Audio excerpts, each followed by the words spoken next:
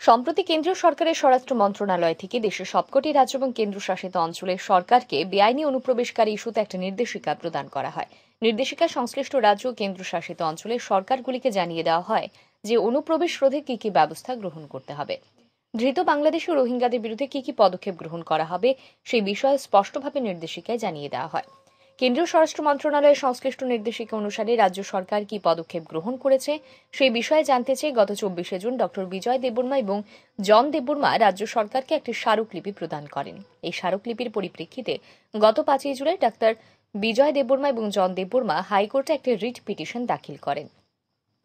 জনস্বার্থ সংশ্লিষ্ট এই মামলাটি বৃহস্পতিবার ত্রিপুরা হাইকোর্টের প্রধান বিচারপতি অপরেশ কুমার সিং এবং বিচারপতি বিশ্বজিৎ পালিতের ডিভিশন বেঞ্চে ওঠে। মামলাটি ডিভিশন বেঞ্চ নিষ্পত্তি করে দেয়। এদিন রিট পিটিশন দাখিলকারীদের পক্ষে সুপ্রিম কোর্টের আইনজীবী মনীষ গোস্বামী সংশ্লিষ্ট বিষয়ে সাংবাদিকদের জানান। তিনি জানান, আদালত বলেছে স্মারকলিপি প্রদানের পর সংশ্লিষ্ট বিষয়ে ব্যবস্থা গ্রহণের জন্য সরকারকে আরও সময় দিতে হবে। তিনি আরও জানান, এদিন অ্যাডভোকেট জেনারেলও বলেছেন ইস্যুটি খুব প্রয়োজনীয় এবং জনস্বার্থ সংশ্লিষ্ট।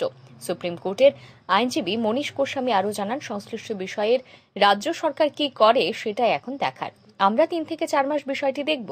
রাজ্য সরকার যদি পদক্ষেপ গ্রহণ করে তবে আমরা সন্তুষ্ট থাকব, না হলে কোর্ট আমাদের ফের আদালতের শরণাপন্ন হওয়ার স্বাধীনতা দিয়েছে। हमारा रिट पिटिशन आज डिस्पोज ऑफ कर दिया कोर्ट ने, लेकिन एक चीज़ कहा है कि आप लोग और थोड़ा टाइम रुकना चाहिए था। आप तो अभी 24 जून को ये रिप्रेजेंटेशन दिया है, आज तो 1 महीना भी नहीं हुआ है, कोर्ट में आ गया है, तो आप उनको कुछ टाइम दीजिए और आप टाइम देखिए कि 1-2 महीना में अगर वो लोग आप लोग को जवाब नहीं देता है या कुछ नहीं करता है तब अब आएगा तो बेटर होगा।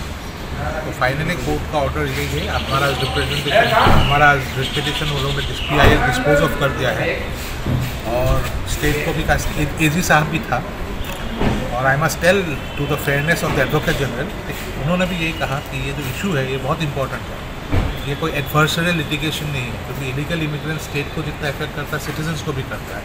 और हम लोग ने भी बोल दिया कि ये कोई एडवर्सरियल लिटिगेशन नहीं है, पब्लिक कॉज है। कोर्ट ने भी माना कि जो इशूज़ है बहुत इंपॉर्टेंट है, पब्लिक इंपॉर्टेंट का इशूज़ है, लेकिन उन्होंने यही कहा कि आप कुछ दिन और रुक लीजिए, लेट अस सी स्टेट क्या करता है। तो इसीलिए उस लाइन पे आज हमारा PIL को डिस्पोज ऑफ किया है। तो अभी हम 3-4 महीने देखते हैं हमारा जो रिप्रेजेंटेशन हमने फाइल किया है स्टेट क्या उसमें क्या एक्शन लेता है।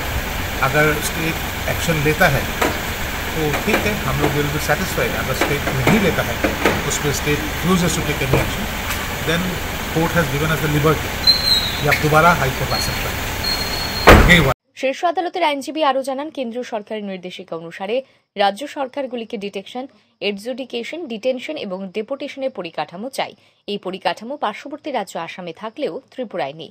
তিনি আরও জানান, বেআইনি অনুপ্রবেশকারী হিসেবে যাদের ধরা হয় তাদের চিহ্নিতকরণের জন্য আদালত চাই।